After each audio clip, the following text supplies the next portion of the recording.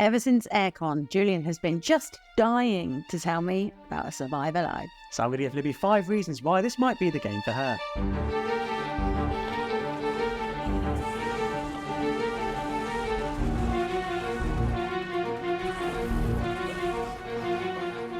Hi, I'm Libby, this is Julian, and together we are BoxedMeeples. Now, Julian has played Survive Alive at Aircon, and with the designer, who very kindly has sent us this prototype copy to have a little play of and have a further look at, because I was working throughout most of Aircon, so didn't get a chance to play at the show.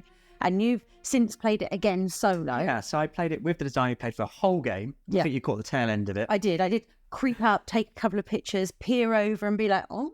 Yeah, I've played it since a few times solo, so I feel like I've really got the hang of this game. So I thought, well, a good way to persuade you to play this game would be using our 5 reasons to play. And yeah, as you said, this is a prototype. Yes. And as we all know, prototypes might change in the course of reaching the final result. But this is going to be coming to crowdfunding in the summer. Yes. So if this is your kind of thing, look out for it there. And I think if you are heading towards UK Games Expo, they will have a stand there, so you'll be able to perhaps book in and have a play yourself, or certainly get a closer look and early shot at it before it hits crowdfunding. So let's get right into it. Here's 5 reasons why Survive Alive might be the game for Libby and indeed the game for you.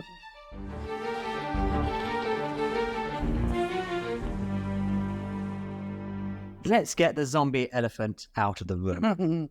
It's a zombie game. Survive Alive is a zombie game, although they are called Zeds in this game. Okay. Yeah, and I think for some people, certainly probably a couple of years ago, people are saying, oh, are we kind of zombied out? I mean, we only played a zombie game last month. We got Zombicide back to the table first time in ages. And I think there are a few out there, obviously. But I think as long as they are doing something different each time, I'd say I'm okay with that theme. And we've watched things like, is it The Last of Us and stuff like that on telly? Obviously, Walking Dead has had its day a little while ago. It is a popular theme. And I think this does address it slightly differently. So this isn't a going out hunting zombies game. This is very much a survival game. Okay. So more like an outlive of the world. Yeah, so imagine, if we're going to talk about Walking Dead, the end series of Walking Dead. When they're hunkering down, they're building their defences and they're working out how to survive as a community. Right. Rather than the earlier ones where they're going out hunting zombies. It's more The Last of Us than Resident Evil. More building walls, less katana. Yes. Right. And there is some zombie conflict in this game, but it's largely just defending your base against the oncoming Zed hordes. So you can equip your characters with weaponry, but that's really just kind of a mechanism to increase your defenses. Right. So yes, it's a zombie game, even though they're called Zeds, but that shouldn't be a reason to dismiss this straight away, because under the surface it's a very kind of strategic game, really, of defending against an ongoing horde. Okay. So it sounds a little bit puzzling? Yeah, certainly. Nice. We like that.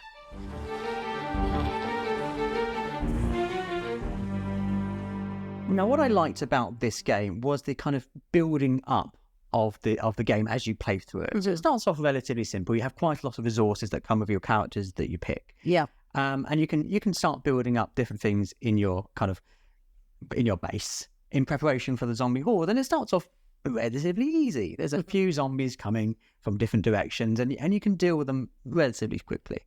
But the intensity of this game just keeps building and building and building. And so you've really got to prep in early doors, or otherwise you're going to crumble midpoint through the game. Yes. And you have to prepare. You have to kind of lay the foundations for a solid defense, because by the end of it, you'll be hanging on by the skin of your teeth, trying to keep your characters alive as best you can, because there's different scoring conditions, and morale is one of those. So you want to keep not just the people in your base alive, but also happy.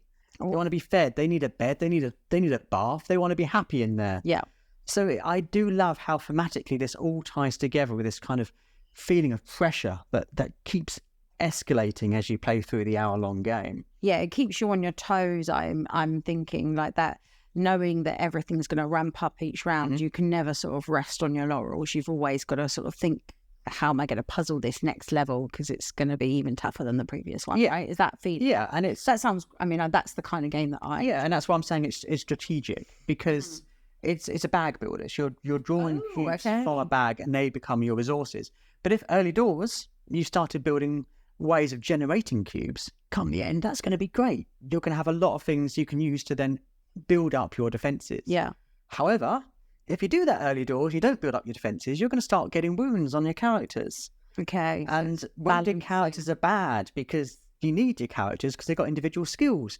So yeah, it's all about mitigating the dangers and working out what's the biggest threat, what's the most pressing need you have to do at this particular round. And what happens in each round obviously varies depending on the event cards. So you're sort of resource managing, puzzling it out. Sounds fantastic.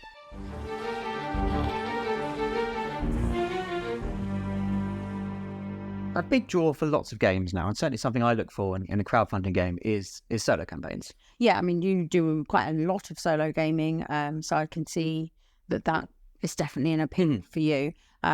Recently, you've been playing a lot of Hostage Negotiator, Final Girl, Detective City and Angels. I mean, they're all wonderful games. But you do play other games solo as well, but that's just been where you've been at recently, and your kind of repertoire of solo games has been expanding. Yeah, I do. Maybe the last 6 months. Yeah, I think so. I do look for solo experiences in these games. Yeah, more than I do. Yeah, I would say. Yeah. And Survive Alive has that in lots of different ways. So obviously you can just play the base game solo, and that plays largely the same as it does against the oppositions. But there's also, interestingly, different campaigns that are going to be released over the course of the game's lifespan. So Shaft Games are going to be posting on their website different objectives you have to do within the confines of your 6 rounds.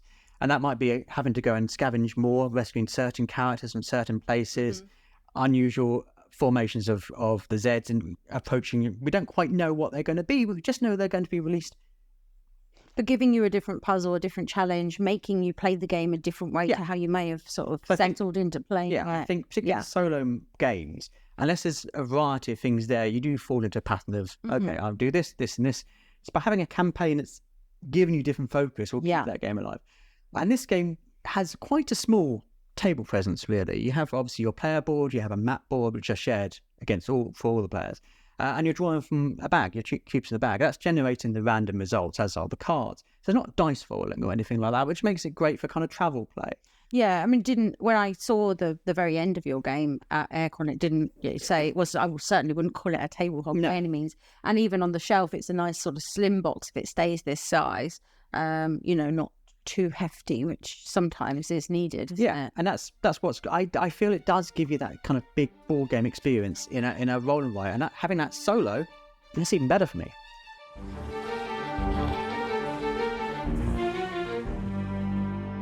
So I'm imagining that variety also extends in the base game. Yeah, there's a huge amount of variety you get in Survive Alive.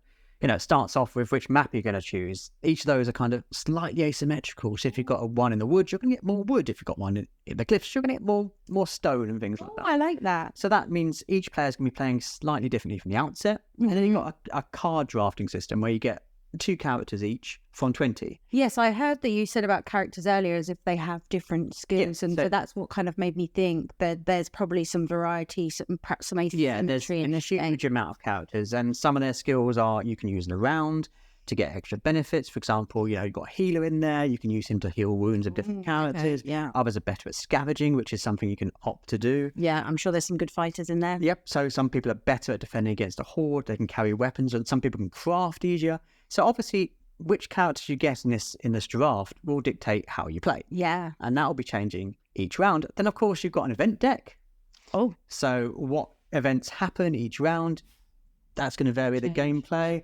And obviously, it's a bag drawing. So what you're drawing each round is going to be entirely dependent on what comes out. To do with it, right? Yeah. So there's a huge amount of variety, meaning that no 2 games are going to play the same. Which I think is important for games like this because it does keep you, continuously evolving your technique in the same way you would do with the solo campaigns. Yeah, for sure. And we always look for that sort of replayability, that variety in games, because you do want to revisit them each time and not feel like you're kind of heading down that same road that you always do and things like that. So, that's a big tip, I would say.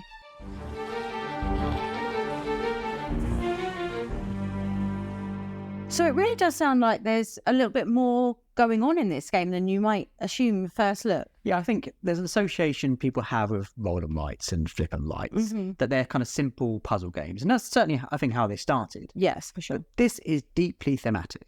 I mean, there's all the things tie into this survival theme. And the designer himself describes it as a medium weight. Oh, okay. Yeah. I think using the pen on the board is more a kind of method of recording what you've constructed. Right. A way of, we've seen this in older games where you'd be putting out little cubes to say this is what you built, or maybe even little miniatures. So the pen on the board really is just a way of recording that, because there's so many different approaches you can take that you wouldn't get with a light game. And just looking at the scoring conditions, there's a whole different vast array of different scoring conditions to show different approaches you can take in the game. Yeah. Maybe you are going to be one who just keep people happy and safe and secure. Or maybe you're going to go out and scavenge, because then you get more characters back, and more characters means more character abilities, but then you've got to keep them fed. Food. And you've got to get them a bath and a bed, or they're not going to be happy. Then you start losing resource cubes. And I think there's often the criticism you have with these kind of blind drawing games where, it's going to be entirely random. But I think there's just the right amount of kind of luck mitigation that goes on here. If you start doing things in your bunker that's going to generate a certain amount of cubes, you're going to have those cubes. Yeah, you kind of know that's going to be there. Yeah. And if you haven't got the cubes you want from a draw, you can exchange those to get a cube you want. Okay. And you can even dilute the cost of that. So it starts off as being exchanged 4 cubes for another cube.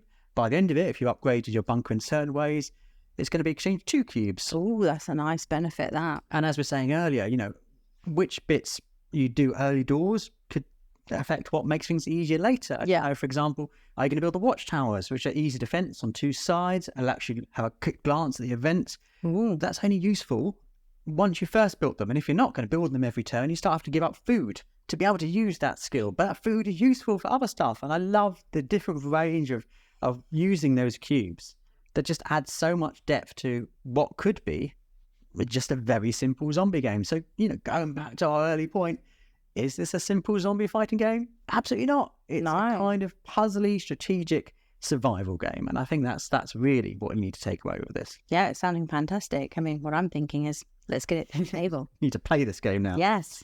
Well, if you are interested in playing this game as well and getting your hands on a copy, obviously catching designers at staff games at any kind of upcoming convention will be a good way of getting hands on with the game. It's going to be going to crowdfunding in the summer, so do follow their campaign if you're interested in that sort of thing.